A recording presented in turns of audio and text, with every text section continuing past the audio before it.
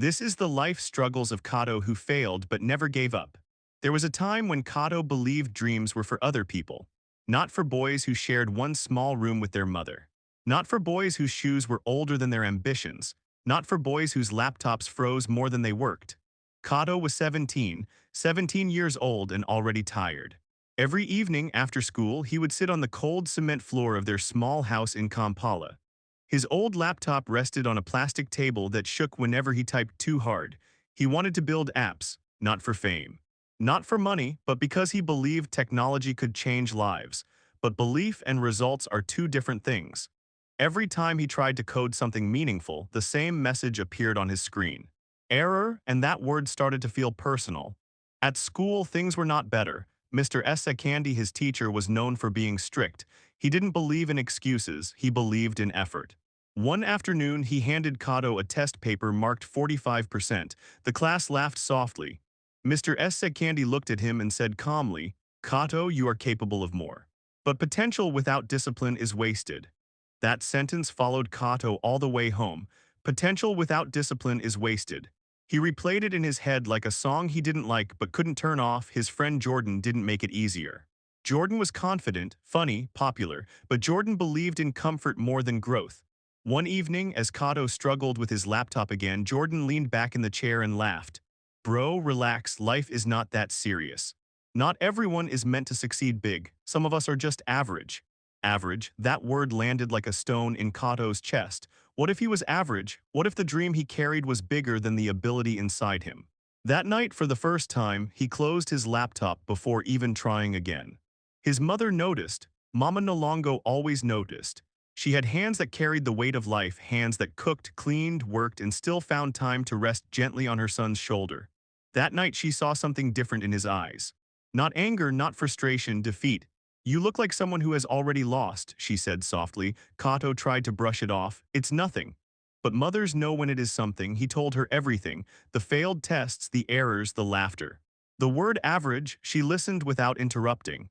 When he finished, she placed her hand on his shoulder and said something that would change his life. "Hard things don't mean stop, they mean grow." He looked at her. She continued. "When you were learning to walk, you fell many times, but you did not say walking is not for me. You stood again. Why? Because falling is part of becoming." Silence filled the room. Then she added one more sentence. "The world does not reward talent. It rewards those who refuse to quit." That night something shifted. The next morning at exactly 4 a.m., Kato woke up, not because he felt motivated, not because he felt inspired, but because he made a decision. While the world slept, he studied. He watched tutorials. He rewrote code. He failed again and again and again. There were mornings he wanted to sleep, evenings he wanted to give up. Days he stared at the screen for hours with no solution. But he made himself a promise: "I will not quit on myself." Meanwhile, Jordan was enjoying life, video games, scrolling, hanging out. Laughing at people who tried too hard, different choices, different futures. Weeks turned into months. Slowly, something began to change. Kato started understanding problems faster. Errors became lessons, failure became feedback. The same laptop that once mocked him started responding differently. Until one night, after hours of work, he pressed run. He held his breath. The screen blinked, and instead of error, it displayed "App successfully built." For a moment, he didn't move. Then he whispered, "It works." He didn't scream, he didn't jump, he smiled, because he understood something deeper. This wasn't luck, this was earned. At school, he showed Mr. Candy his app, a simple learning tool to help students revise lessons. Mr. Candy adjusted his glasses. He looked at the app, then at Kato, then back at the app. For the first time, he smiled. "This," he said, "is what discipline looks like." At assembly, Kato's name was called. Jordan stood in the crowd, shocked. The same boy he told to relax, the same boy he called average, now standing on stage. Not because he was the smartest, not because he was the most talented, but because he stayed. He stayed when it was boring, he stayed when it was painful, he stayed when nobody clapped. Mama Nolongo sat in the back, tears in her eyes. Not because her son built an app, but because her son built himself, and that is the part most people never see. Success is visible. Growth is invisible: the early mornings, the silent tears, the self-doubt. The discipline when motivation disappears. That is the real story. Let me tell you something important. Kato did not become successful because he never failed. He became successful because failure did not stop him.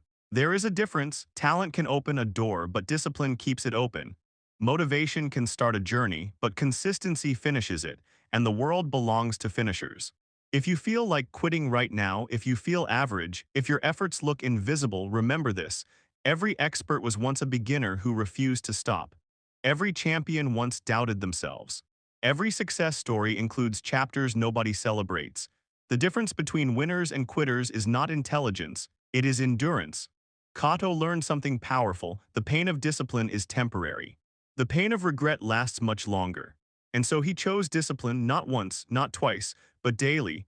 Years later, when people asked him how he made it, he didn't talk about talent, he didn't talk about luck. He said one sentence: I just refuse to quit on myself. And maybe that is the message you needed today. You don't need to be the most gifted. You don't need perfect conditions. You don't need everyone to believe in you. You need one thing: the decision to continue. Because the day you refuse to quit is the day your future begins to change, finally. Discipline builds what motivation starts, and the world rewards those who stay. Like and subscribe for videos. Thank you.